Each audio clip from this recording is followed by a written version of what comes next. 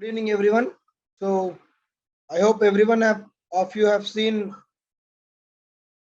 today's question paper, today's 5 questions.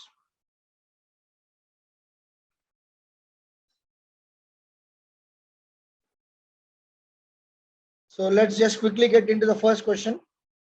So most of you are writing the answers. It's a good thing. Okay.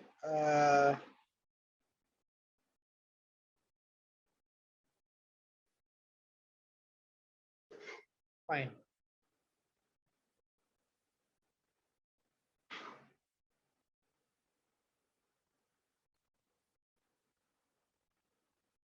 Yeah. See the first question. COVID-19 pandemic accelerated class inequalities and poverty in India. Comment. 10 marker question came recently in 2020. Very contemporary question and relevant question as far as the society is concerned. Before we look at the model answer, someone just tell me what is the framework? What will be the framework?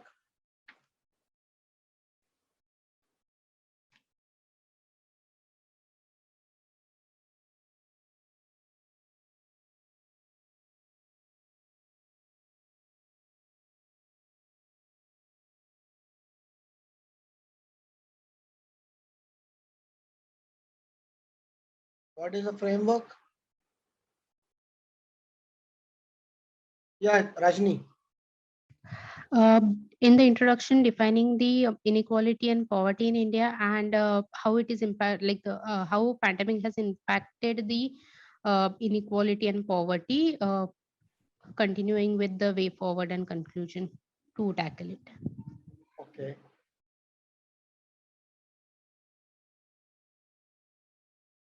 Anyone else?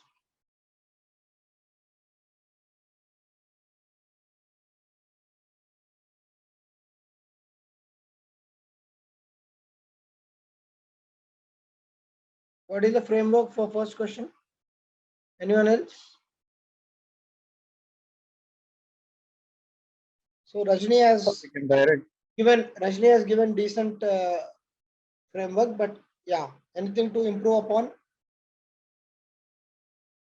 So we can add the steps taken by government to address the issue. Good. Yes, we can add the steps taken by government. Okay. And then we conclude with this one. Yeah. Yes, Jitendra. So Yeah. I told you that, being an aspiring civil servant, you will be expected to give futuristic conclusions and also way forward whenever there are these kind of questions.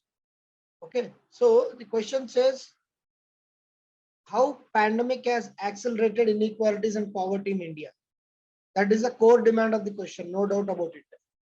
So almost 75% of the answer will be addressing this issue. And in the last 25%, you have to mention the steps taken by government and then conclude or give a way forward in such a way that what should we do in addition to what government of India has done, so that such things will not repeat in future. Okay. I have seen all the answer scripts today. Okay. Some people have submitted after 7:30 in my personal window. Okay. So Indian Standard Time. But okay, some people had genuine concerns why they could not submit before 7. So it's okay. But try to submit before time. But I have seen one common trend across all answers. This is feedback to everyone. Most of you have, for 150 words, have taken too much of space for introduction. Your answers are very dimensional, very unidimensional. So if the question is about inequalities and poverties, you are writing about that and just moving away.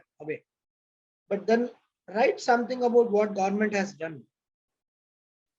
Something. At least in the last 25% of the answer, you need to write that. And in the third question, I have observed a common mistake by many people. The question is about the legal initiatives since independence, but most of you are writing about the constitutional safeguards. The question is about legal initiatives. What is the difference between legal and constitutional? Legal is passed by the Parliament of India as a legislation. Constitutional is already there in the Constitution.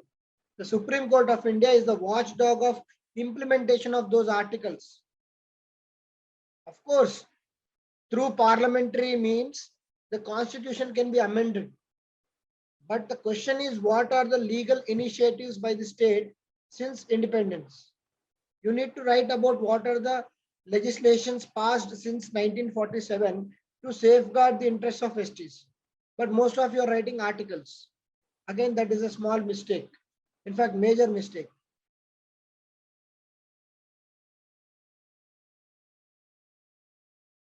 Digital initiatives question, all are writing the positives about digital initiatives. You have to write few negatives also. Few people have written, I'm not commenting about them.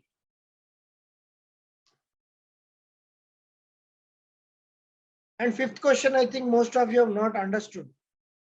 That's why I could see very less people attempting the fifth question. And in the second question, you need to write few government programs which were actually implemented, which were actually designed to remove poverty. And then yet, why they failed. That is the pattern. So, as we do this exercise, it's good to see that you people are making good presentation of most of you has improved over last 3 or 4 sessions. Most of you are making valid points, and in today's paper, out of 5 questions, the 5 reasonable and definitely good answers were written by Sriram. Why? Because there is one particular reason why I'm highlighting his answer script. I have seen his last 3 or 4 answers also. In today's answers, he has implemented what the feedback I have given in last 2 classes. That is the process of continuous improvement. I have told in the last 2 classes that use SDGs wisely in your introduction and conclusion. He has done across the questions. So, if Sriram can do it, all the 20 odd people here can do it. Okay, it's not that he is in next planet or we are somewhere else. And one happy thing is most of you are writing very decent answers. Jitendra answers were good. As a matter of fact, for second question, I liked Raghu's answer. Vaishnavi presentation for second question was good, but she has answered it only unidirectionally. For the first question, the reasons for accelerating inequalities and poverty, all of you have written very good reasons, but then you have ended the question there. For digital initiatives, Soumya, Sumant, Vasavi, all you people have given very good diagrammatic ways. And why the poverty has failed also, many people have written good points, including Kalyani has submitted the answer script some time back. His answer also was good for a couple of questions. So I have seen all the answer sheets, but the model answer which I sat down and written, at around 6:37 and then saw your answer scripts. I was happy to see that most of you have matched the answers, but Sriram's answers were what I would have written personally. At least he matched 80 to 90% of what I would have written in the mains exam. For the first question,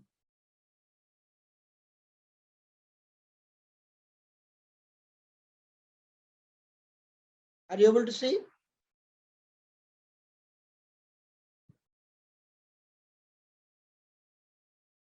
Everyone is able to see?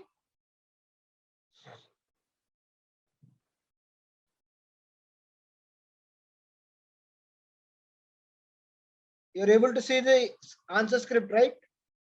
Screen shared.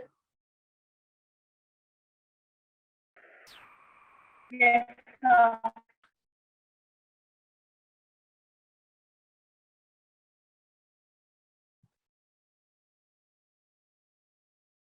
Yeah. See the first question. COVID-19 pandemic accelerated class inequalities and poverty in India, comment. And whenever there is a question on inequalities, always use authentic report like Oxfam report. So Oxfam report is worldwide known for its research on inequalities. Someone, I think Renuka, she has written about World Bank report. That also is a very good condition to start. But Renuka, I have seen your answer for this question. You have spent a lot of time on introduction. You have written almost 7 to 8 lines of introduction, which is based of energy and content. It's a 150 word answer. You should come straight away to the question, to the core demand of the question.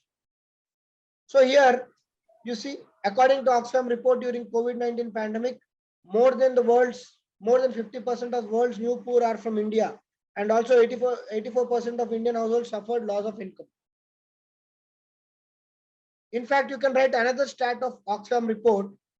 After COVID, India has become 1% economy. What is 1% economy?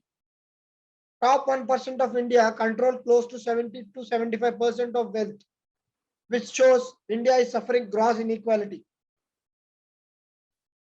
Always for inequality questions, write this 1% economy concept. Sriram, is it clear? Yes, sir. Here you are writing about poverty.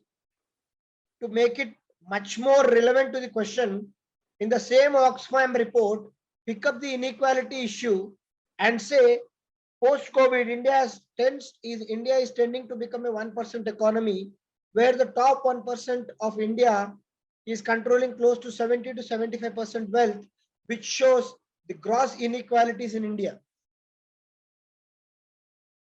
And then straight away come to the question, the reasons for rising inequalities. So loss of jobs and livelihoods.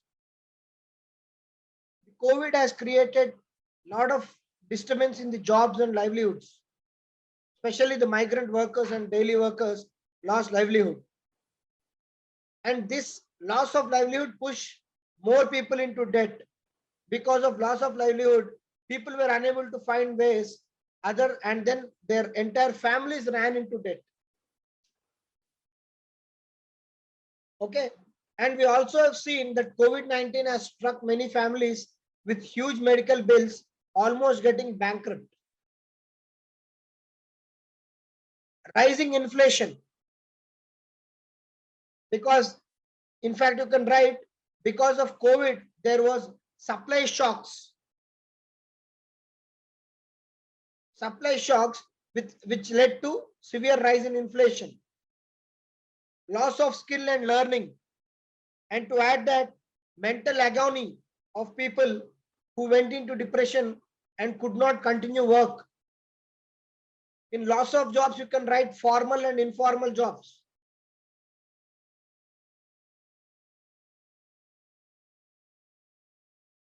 So apart from Sriram's answer, I am giving some inputs which can be added and made much more relevant to the question and demand of the question. Please write them down.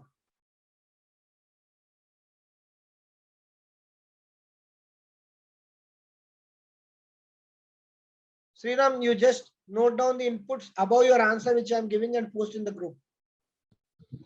Okay. Okay, loss of learning or skilling. So this is the demand of the question, first part.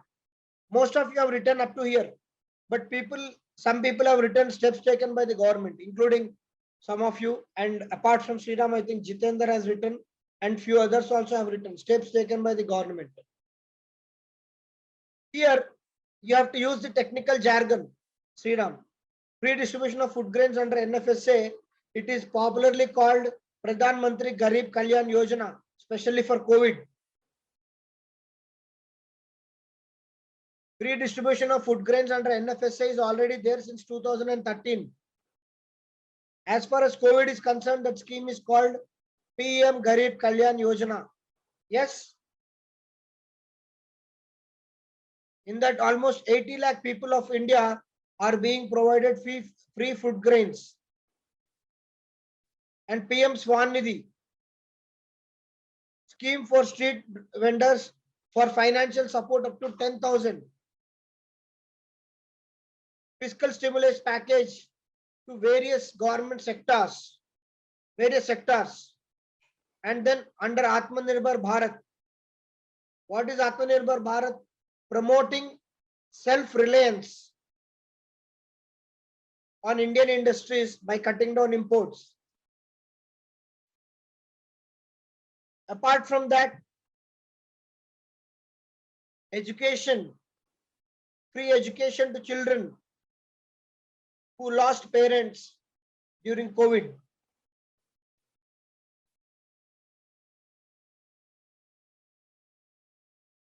More funds for MG Narega to cater to the rural employment. So all these are the major initiatives taken by the government.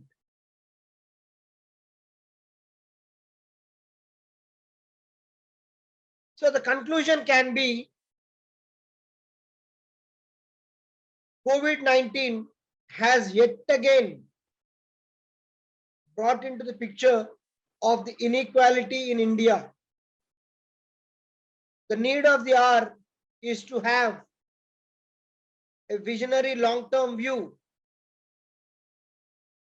by bringing the growth as more inclusive, which can cater to all strata of society, and also the poverty, which is the main reason for inequality, has to be mitigated through government schemes and proactiveness of bringing people on board. That is how you can conclude.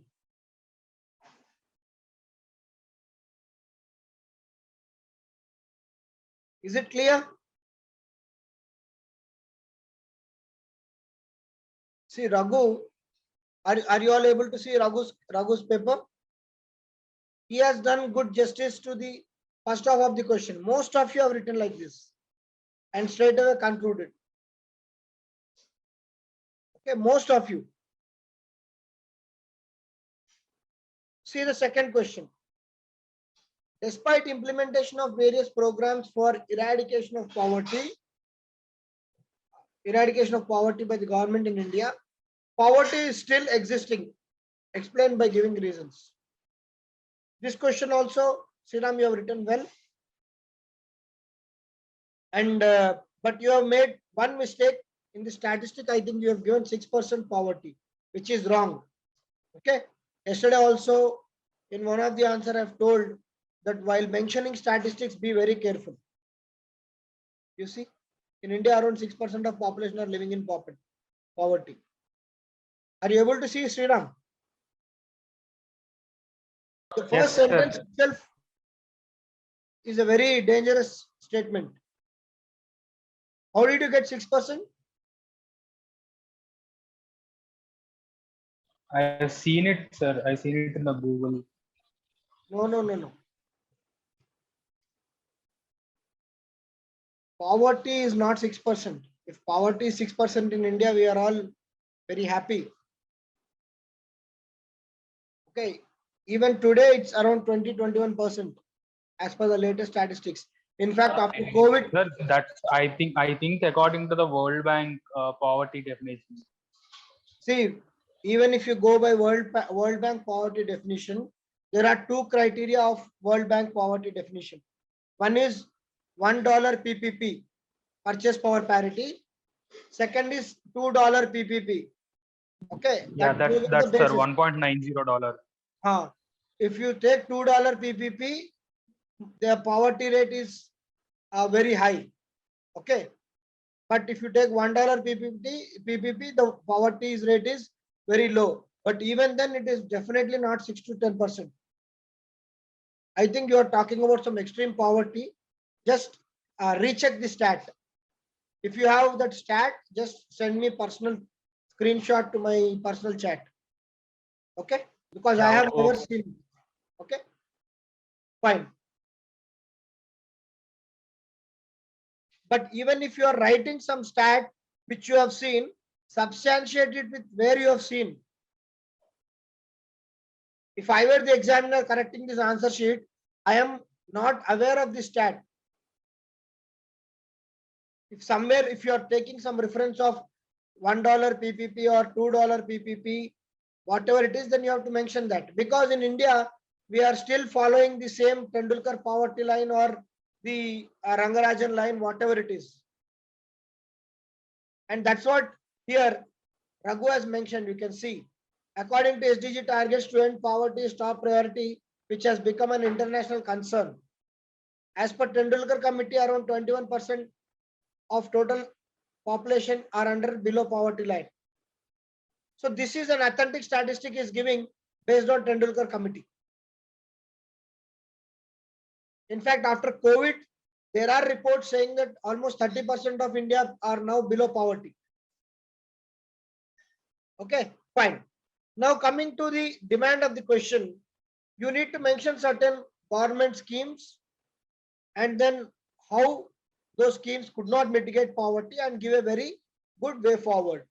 So in government schemes, obviously IRDP, Integrated Rural Development Program, is one such scheme initiated in 1980s, and the main objective of IRDP was to remove the poverty.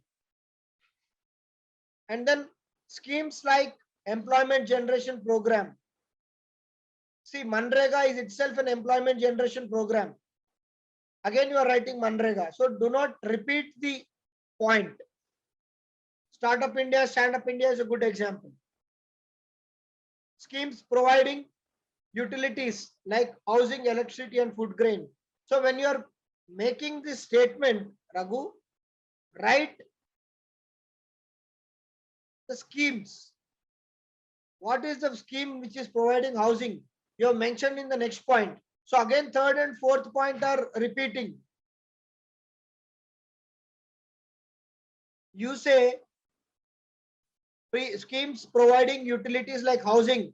Example, Pradhan Mantri Awas Yojana, which has urban and rural component. Electricity, Deen Dayal Upadhyay Gramin Vidyutikaran Yojana. Food grains, NFSA, National Food Security Act, and more recently, Pradhan Mantri Garib Kalyan Yojana. Mention those. The question is itself about government initiatives. You need to mention them.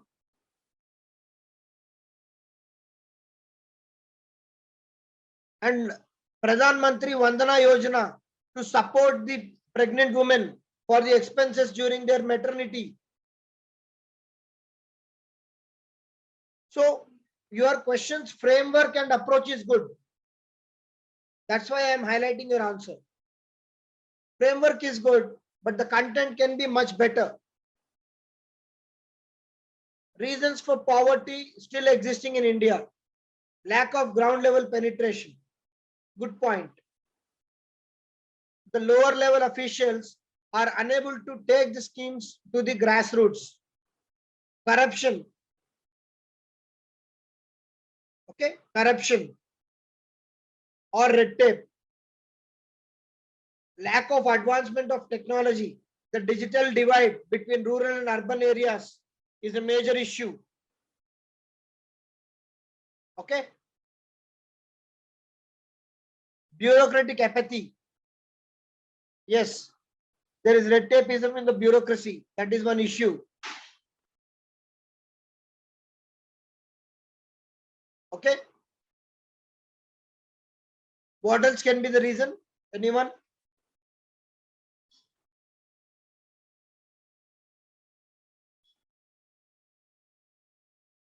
What else can be the reason?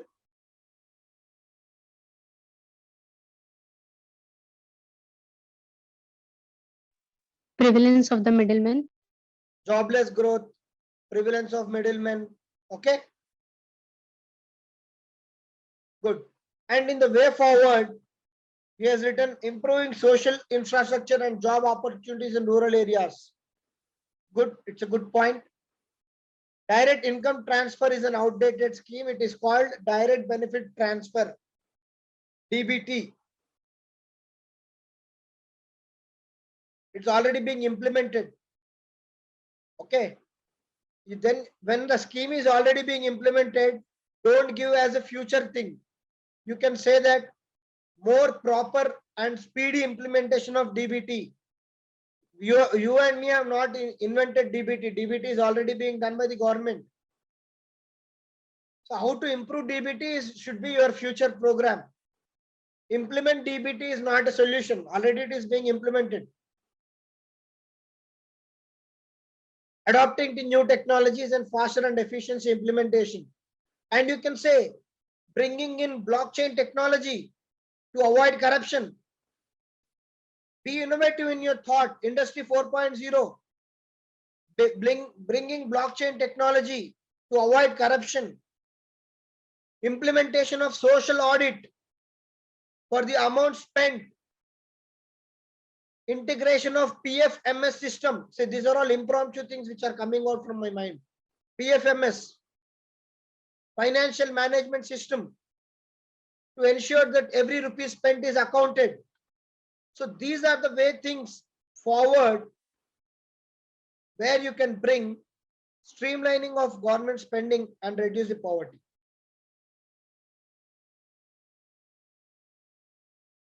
Yeah, Bhaskar, we can write lack of political will also. And in the way forward, you can write empowering grassroots democracy.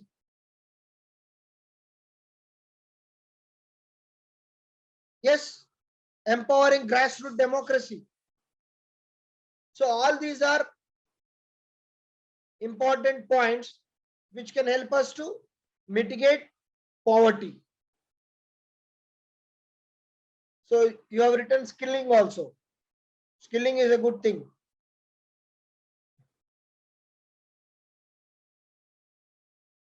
Yes, focusing on bottom-top approach.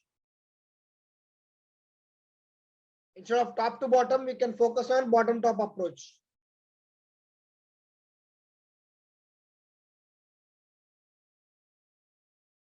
Okay, is it clear? Second question.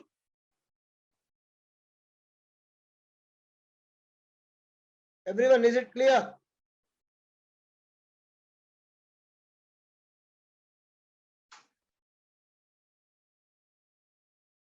Yes.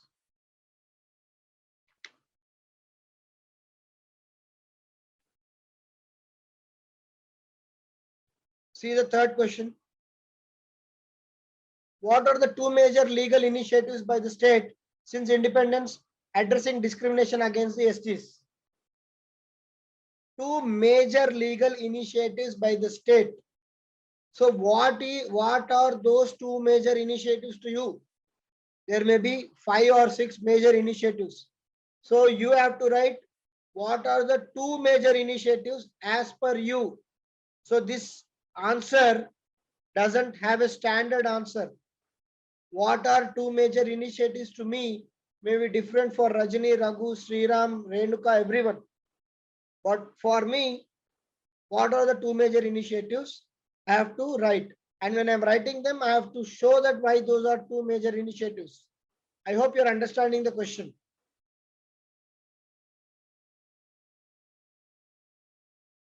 So what are the two major legal initiatives by the state since independence addressing discrimination against STs?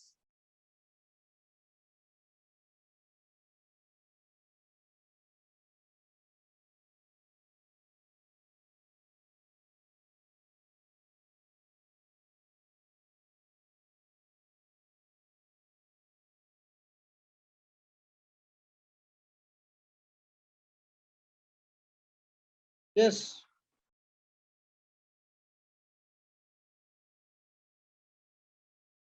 Okay, very good. SC/ST Atrocity Act. Yeah. Someone is saying PESA Act. What's your name? I am unable to get that name. Okay. Okay, Navya.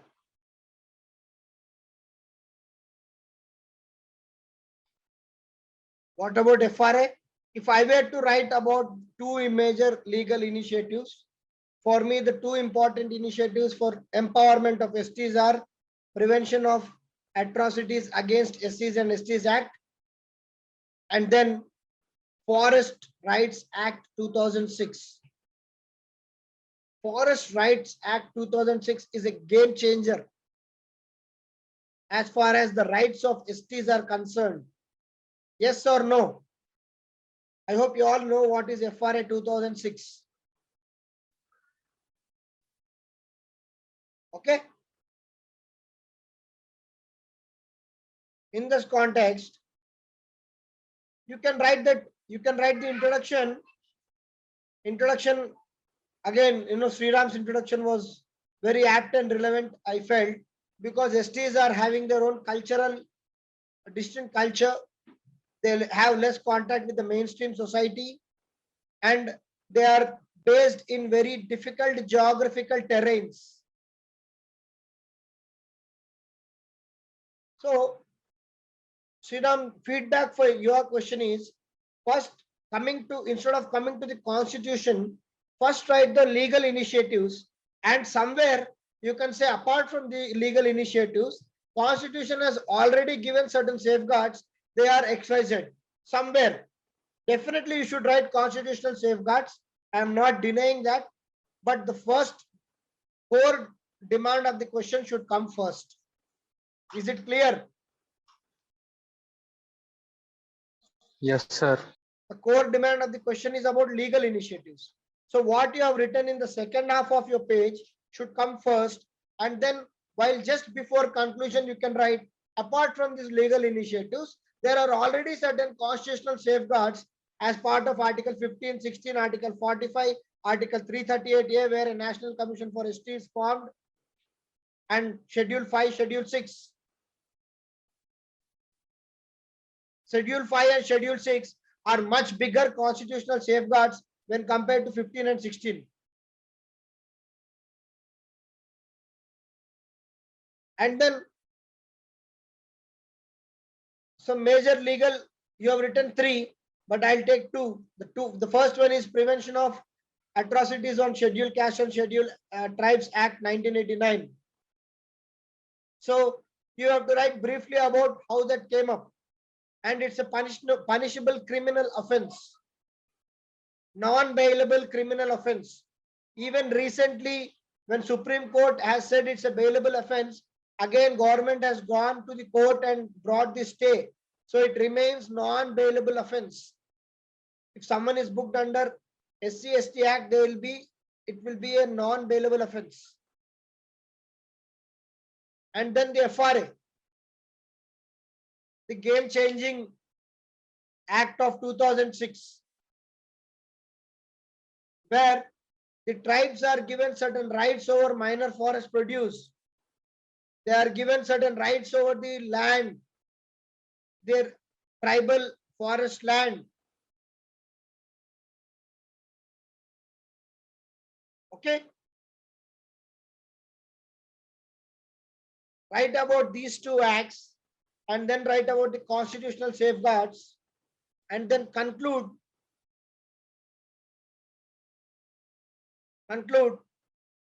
that while there have been a lot of legal initiatives and constitutional safeguards for protection of the rights of STs, as per the recent Kaka report of 2016, many scheduled tribes are still below poverty line, having poor literacy rates. The need of the hour is to come out and implement the tribal Panchshil in toto, so that the rights of STs are safeguarded and their empowerment is ensured.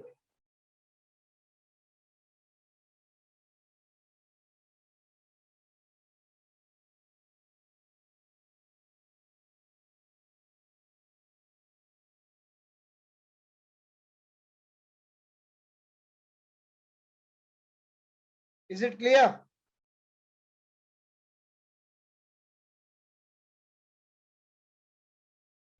Yes, sir. Anything else anyone wants to add?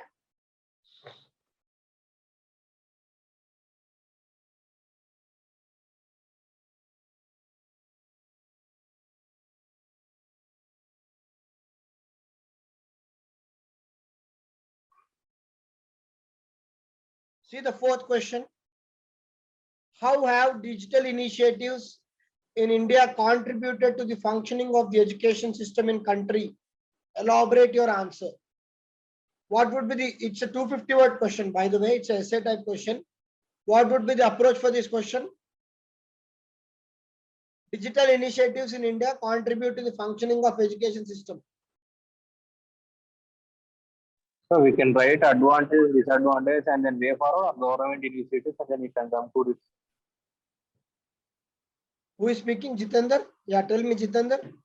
So we can go through advantage and disadvantage, and then way forward or government initiatives. Then we Yeah, conclude. good. I think you have written on same lines, right? Yeah, sir. Yeah. Yeah.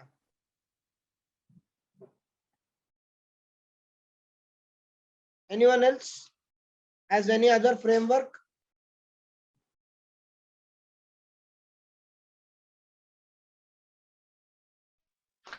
Examples of digital initiative and its positive and negative impact. Then the challenges faced by the government to implement those digital initiatives and way forward. Okay, good. So more or less you are all agreeing to the same framework.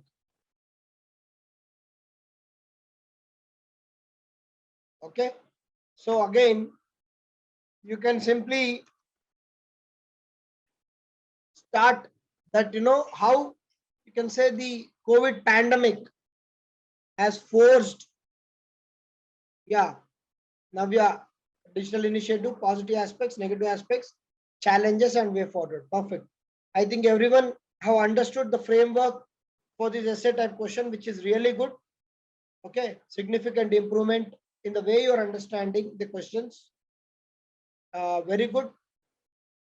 And now what to write is the next thing. So digital initiatives, why in the introduction you have to mention why was government actually forced to have digital initiative, because the main thing is the something which has accelerated the digital initiative is the COVID. So you can say while digital initiatives were being planned for some time now in India, the COVID-19 pandemic has made it a necessity to accelerate the implementation of digital initiatives, especially with regard to the education system. Yes, you can add that introduction. And then what are the advantages, or what are the, how the digital initiatives have contributed for the education? What is the first thing? Digital initiatives reduce the cost. They are cost effective. They are cost effective in the sense that digital classroom doesn't require the typical infrastructure of a proper physical classroom. One digital board and one, see now this is a digital classroom. What we are doing is a digital classroom. It doesn't involve an institute, some infrastructure, a big board, light, fans, nothing. So it's cost effective. And next is accessibility. I am sitting somewhere, you all 20 people are sitting somewhere, you are still able to access what I'm trying to tell you. So basically, a digital classroom or digital initiative is accessible. And basically, it's flexible. I am calling for a class at 9 p.m. and you people are okay with it. But if I ask you all to attend a physical classroom at 9 p.m., it may be difficult.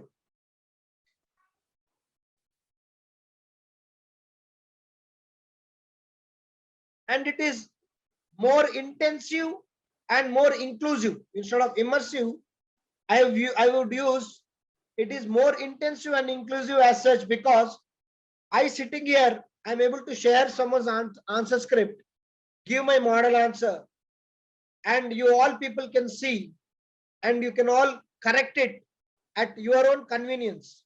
So the intensive and inclusiveness of a digital classroom is more. And some digital classrooms are multidisciplinary or multi-skills. In the same classroom, you can have different types of classes. And some digital classrooms are personalized. They are personalized. Okay. And then write certain drawbacks of digital classrooms. What will be the digital classrooms drawback? The first thing is the digital divide. The first thing is the digital divide. What is digital divide? Division between the sections of society which are having access to internet and sections of society which do not have access to internet. That is called digital divide, especially with regard to the poor and rich. And non-availability of skilled manpower. So the person who are involved in the digital classrooms or digital education should know the use of technology. Today we all are able to connect over Zoom call. So we should understand what is Zoom. If we do not know the technology, it is very difficult for us to come and join the session. Okay. And the problem is the screen time. The another drawback is the screen time. So we are all forced to see these LED and LCD screens for hours together, which is impacting our stress levels and also the eyesight.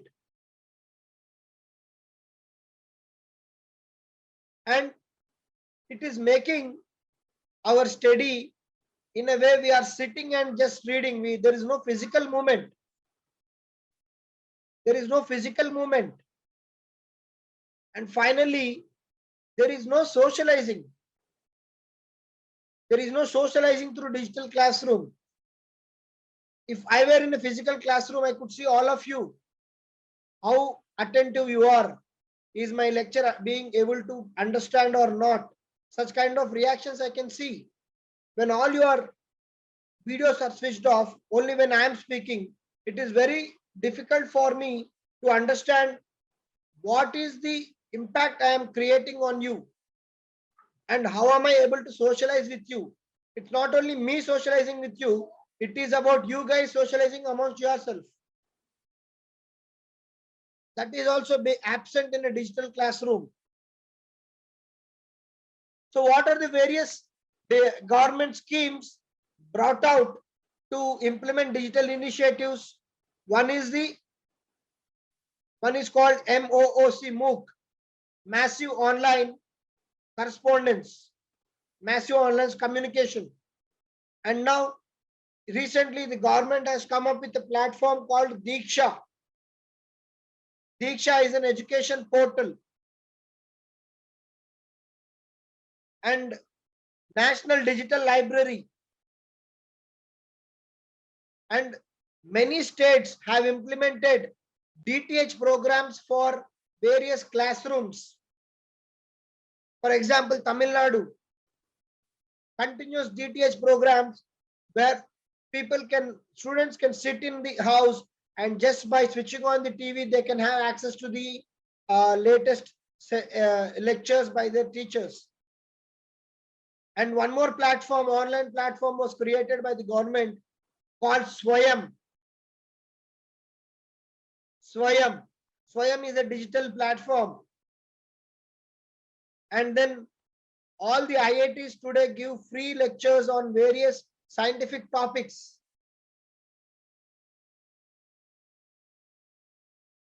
So in the conclusion, what you can write is the digital initiatives have definitely contributed for the spread of knowledge to various strata of society.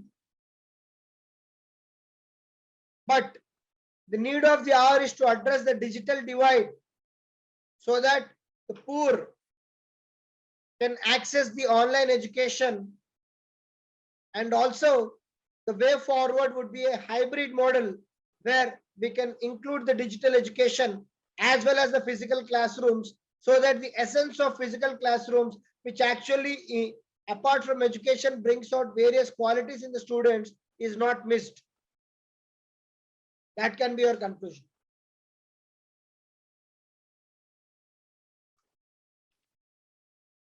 Is it clear?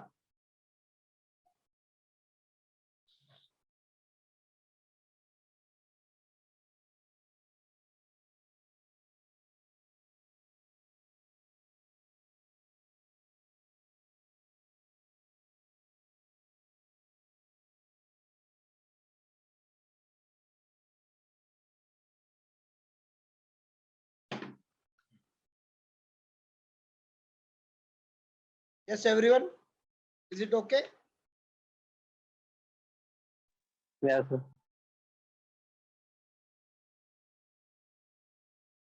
See the fifth question. An essential condition to eradicate poverty is to liberate the poor from process of deprivation. Substantiate this statement with suitable examples. An essential condition to eradicate poverty is to liberate the poor from processes of deprivation. Substantiate this statement with suitable examples. What do you understand by this question?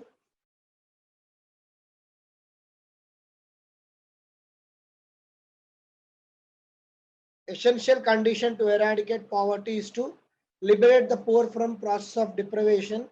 Substantiate this statement with suitable examples. So basically, they say that poor have to be liberated from certain processes of deprivation. So in what processes are poor deprived? You have to ask yourself before attempting this question. In what areas are poor deprived? Putting it much more simply, in what areas are poor deprived? Anyone?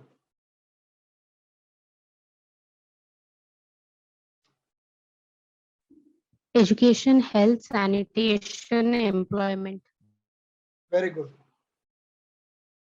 Education, health, sanitation, employment, skilling. Okay. So you have to start your answer by writing in what are the areas they are being deprived. First, education. Poor are unable to afford proper education because of the cost of education. So what is the need of the hour? So you can say, substantiate the statement with suitable examples. So when the question is asking you about examples, write about examples.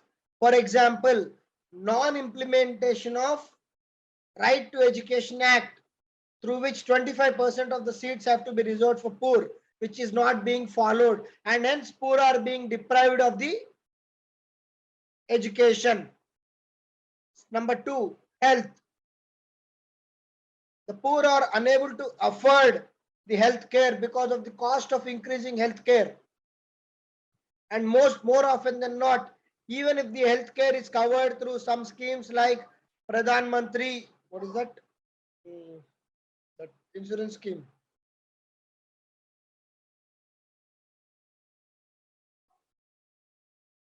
What is that insurance scheme?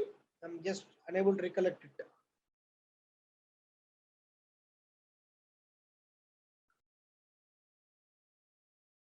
Okay. Even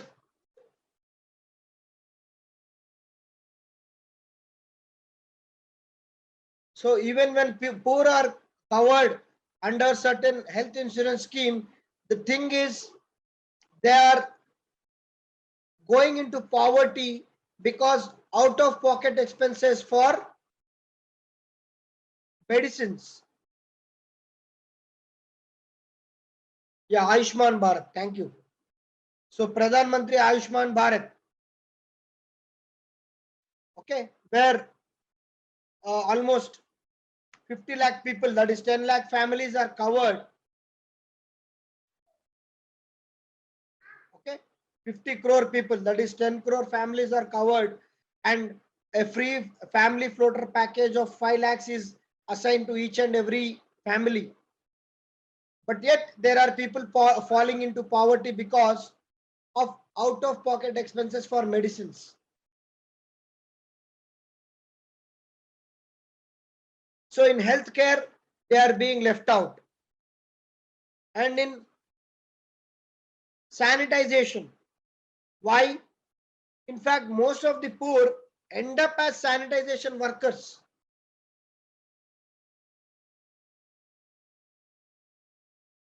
They end up cleaning their own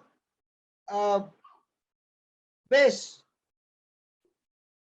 So they are deprived of sanitization, hygiene, and not having access to proper drinking water.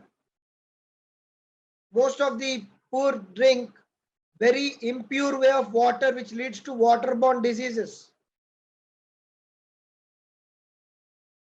And they are deprived of proper skills. They may be talented, but the talent is not honed into proper skilling.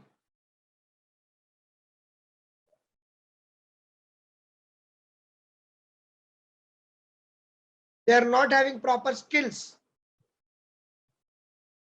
And finally, they are not politically empowered. The grassroots democracy doesn't always empower the poor. So these are the areas where poor are deprived. Economic, social, and political angles are covered. Now give the solutions. What are the solutions? Implementation of Right to Education Act in proper way, and right from Sarva Shiksha Abhiyan up to the reservations in PG, graduation and post-graduation level for the lower caste and lower class people. Proper usage of employment generation schemes like MG Narega. Promotion of SHGs. The main important aspect of SHG is to ensure that no one is deprived. One of the fundamental aim of self-help groups is to eradicate poverty through collective effort, which happens in SHGs. Give the example of Kudumbashree, Dwakra. Proper implementation of Skill India program, Pradhan Mantri Kaushal Vikas Yojana, and then promoting women entrepreneurs and entrepreneurs from SC and ST through schemes like Stand Up India.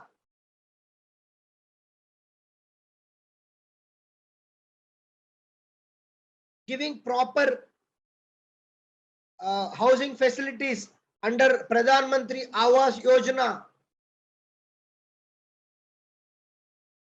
You can say giving access to each and everyone for proper drinking water. Example, states of Telangana under Mission Bhagiratha. In fact, Atal Bhujal Yojana. At central government level, Modi has given a call, Har Ghar Nal. Already similar schemes are there. So by giving proper access to all these aspects to the poor, we can eradicate the poverty. And conclusion, I like the conclusion of Sriram, you see, he has ideally brought sustainable development goal into the conclusion. Goal 1 of SDP is ending poverty in all forms everywhere. Effective implementation of schemes, subsidies reaching beneficiaries without leakages, and also capacity building towards creating supportive infrastructure will help us reduce poverty and achieve SDG 1 and inclusive growth in reality. So very good conclusion. Summarizing everything what was discussed.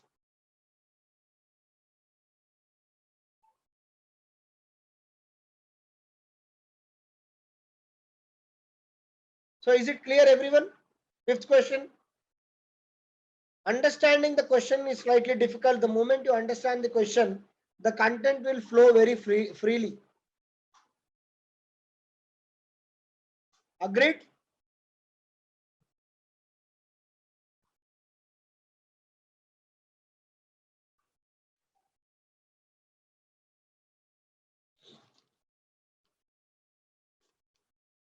So keep writing. Some of you are writing really well. Prashanti also has submitted answers. Okay. I have seen answers. So you can, for people who are unable to get any feedback, just have your peer reviews going on, and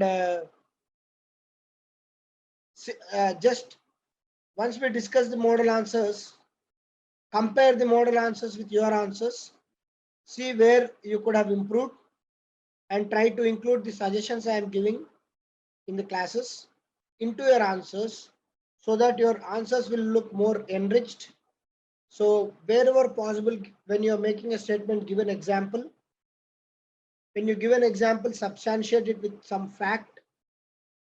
When you're drawing any diagram or anything as such, you label it and try to explain the aspects of your diagram. Don't give one-liners, just elaborate what you want to say. Present it with very proper way. Understand the real demand or the core demand of the question. Present it in a proper framework and repeat. Do this for each and every question, and then you will start doing it without consciously trying to do it. Okay? Yes, sir. Are the inputs clear, everyone?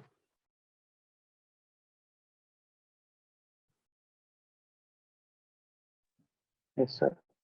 Okay. So let's meet tomorrow again. Okay. Good night.